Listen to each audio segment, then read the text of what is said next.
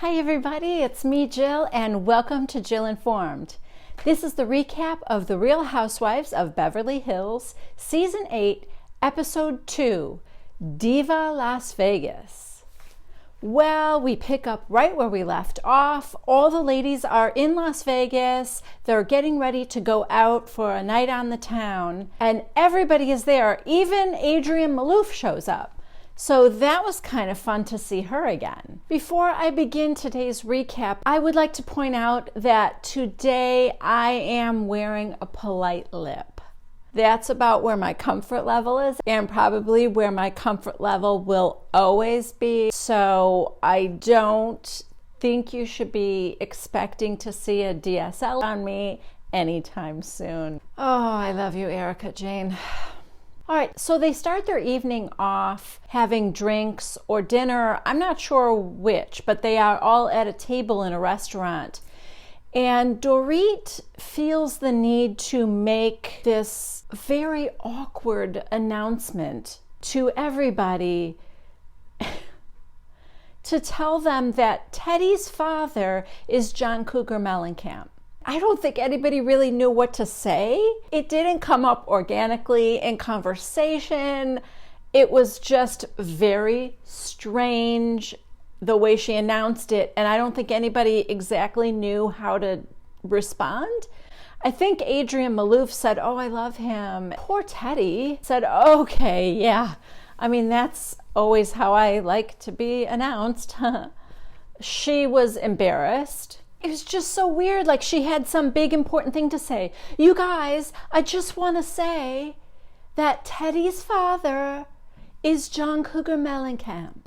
I thought it was weird. Anyway, Dorit and LVP are kind of taking digs at Lisa. Apparently, while they are in Vegas, Lisa Vanderpump wants to go on this big giant Ferris wheel ride. And Dorit kind of leans over and makes a joke about, yeah, when they're at the top, maybe you want to throw a certain someone off the side. Rinna is right there and she's actually trying to kind of keep it light and be jokey about it. Not that Lisa does not have her faults. She does, and she has made some mistakes. I'm not totally taking her side, but I do like her, and I think she actually seems like she's trying to take this mature approach, and the two of them are acting like mean girls at the table. I don't know if they're doing it to try and goad her or what, but so far she's not taking the bait. So far. Dorit and Erica actually seem to be having a little moment. They kind of bond over having sons and what it's like to raise a son versus a daughter, and I don't know. I think the two of them are attempting to get along. Also, we find out that Teddy is an accountability coach. Yeah. I'm not sure what kind of formal training one needs to become an accountability coach, but she did used to weigh over 200 pounds. So she has some personal experience in how she overcame that and made herself accountable. So I don't know, who's to say she's not good at it? It's just that it's one of those made up careers, and I don't know. The next morning during the day, the ladies split into smaller groups, and actually Erica and Dorit and Teddy team up together and they go down to the casino to do some gambling. At the same time, Lisa Rinna, Kyle, and Camille go downstairs to lounge by the pool. Kyle is feeling incredibly insecure, and wow. If Kyle's feeling insecure, there's no way I would go anywhere near the pool with these ladies. Rinna basically shows up in a bikini with the skimpiest of cover-ups, and her, you know, she's got that banging body, and we know Camille looks great, so I kind of felt bad for her, even though, listen, Kyle is beautiful, no question about it, but I was kind of feeling her pain at that moment. So back in the casino, Dorit decides, okay, let's just start small. Just give us all $5,000 each to start. And Teddy's a little, I wouldn't say she's tight with her money, but like she definitely is not like these other women. She just isn't. Her sensibilities are very down to earth in comparison. She was a little like nervous about even the 5,000. They're sitting at the roulette table. Dorit like won big once, but then I think in the end she lost everything, but it didn't matter because Erica and Dorit, the two of them, I feel just gamble like money is no object, because money's no object. I mean, let's face it. Erica made this comment, I think you should just like have your budget in mind, whatever it is you think you can afford to lose, whether it's $10,000, whether it's $100,000 for you, it doesn't matter. It's just whatever you think you can afford to lose, and that's what you should gamble with. Teddy, to the confession cam, said, yeah, I'm not impressed by how much you're willing to lose, and I'm not doing that. And I thought to myself, am I gonna like this girl? Maybe. Then LVP shows up to the roulette table, and she and Dorit and Erica end up going off to go shopping. And as we know from last week, Teddy doesn't even like to go shopping, so she decided to go down to the pool and meet the others. Lisa Vanderpump has to point out to Dorit, boy, you and Erica are really getting along great. And the two of them are like, yeah, I mean, I think we kind of are. And then Erica says, you know, I think because we had our issue and I think we talked it out and now we can put it in the past, and we have. And Dorit agreed. And Lisa said, you know, I think that's great. And then Lisa tells Erica that she wishes that they were closer. Lisa Vanderpump wishes she was closer to somebody? That's not like Lisa. She normally makes people come to her. So I'm wondering what kind of pull Erica Jane has. And so, I don't know, apparently those two have agreed to hang out more. I don't know. Everyone's all hunky-dory and getting along great. Okay, at this time, I need to point out that Dorit's outfit looks like crazy pajamas. In fact, when she was sitting at the roulette table, I thought she was in her pajamas. I don't know her life. The only tip-off that it wasn't pajamas was that there was a matching headscarf. And Erica Jane's wearing this like bright green tracksuit with flowers on it. And I know that their two outfits probably cost more than the house I'm sitting in right now. But it was just funny to see how the way those two were dressed made Lisa Vanderpump in her black slacks and white blouse seem very out of place. And this was just a shopping trip. Also, who goes to the shopping mall in 8-inch heels? That is just a life I am not relating to in any way, shape, or form. While Dorit is telling Erica and Vanderpump that she is happy with everybody on the trip and she's having fun, but she still feels like she needs to talk to Lisa Rinna. At the exact same time, the camera cuts to Lisa Rinna talking to Kyle and Camille about Dorit and how she thinks that they're just going to get past it. They don't need to rehash it. I mean, who really wants to rehash the past? Cut back to Dorit saying, yes, I really need to get some things off my chest with Lisa.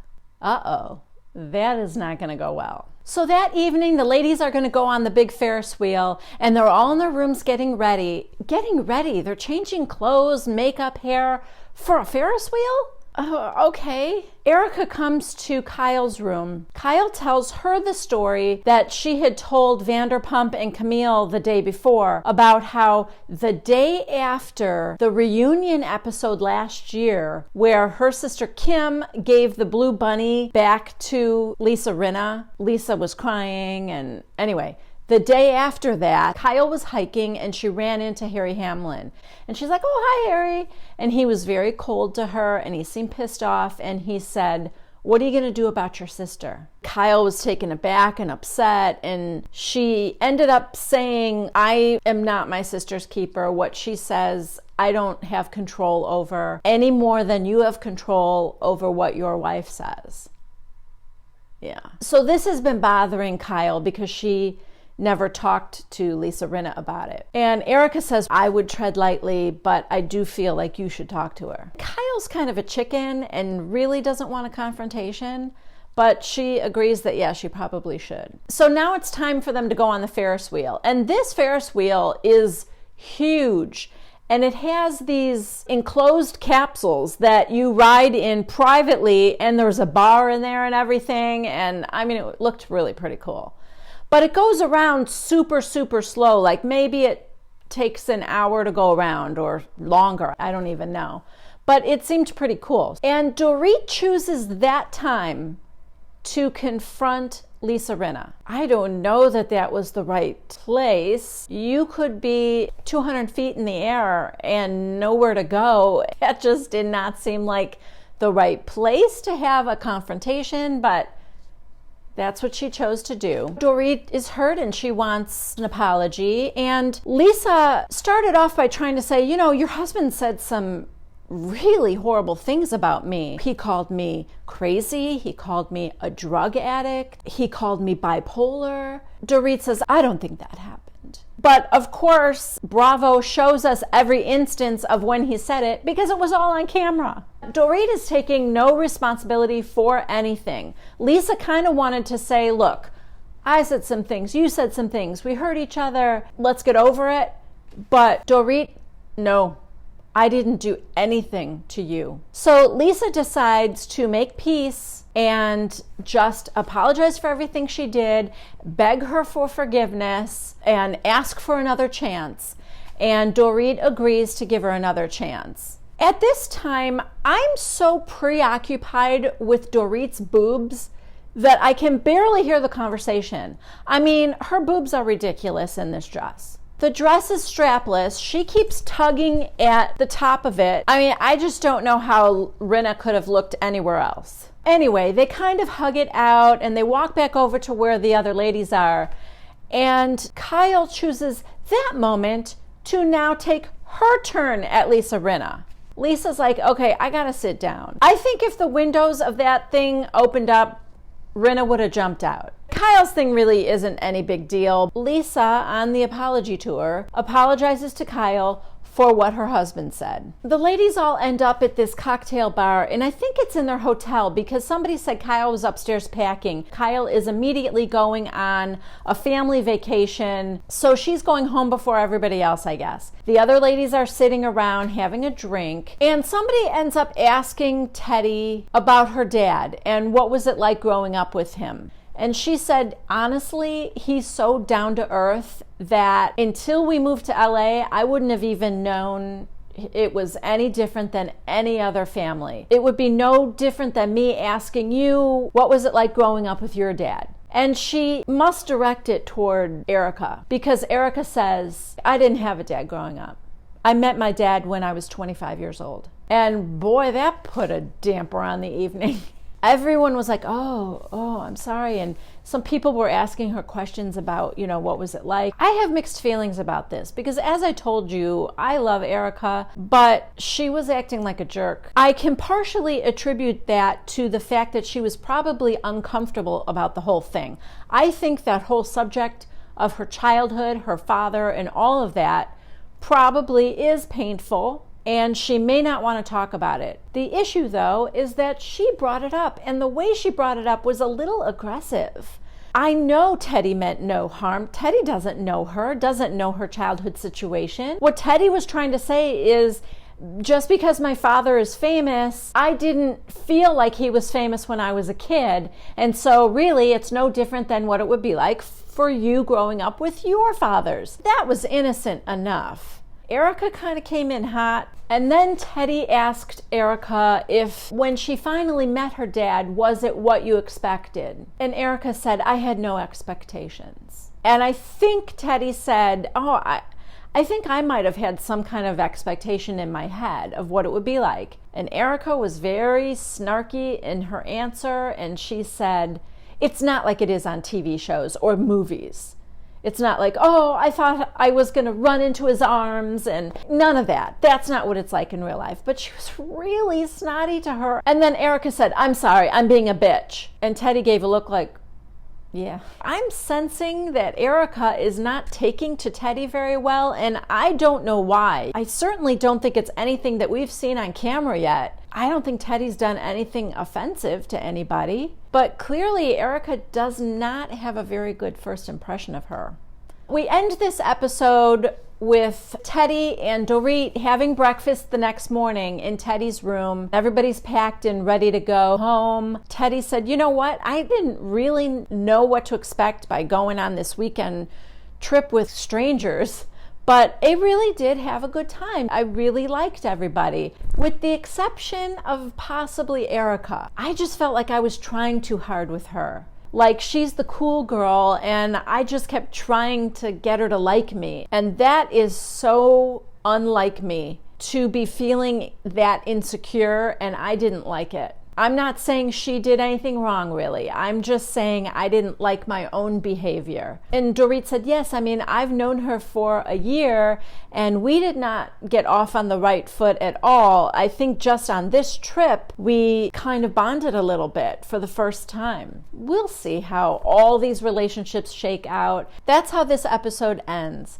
Thank you so much for joining me. If you liked this episode, please give it a thumbs up. If you would like to see more videos like this, please subscribe to Jill Informed. And don't forget to check back every Tuesday at 1 p.m. Central Time for the next recap of The Real Housewives of Beverly Hills. I'll see you then. Bye-bye.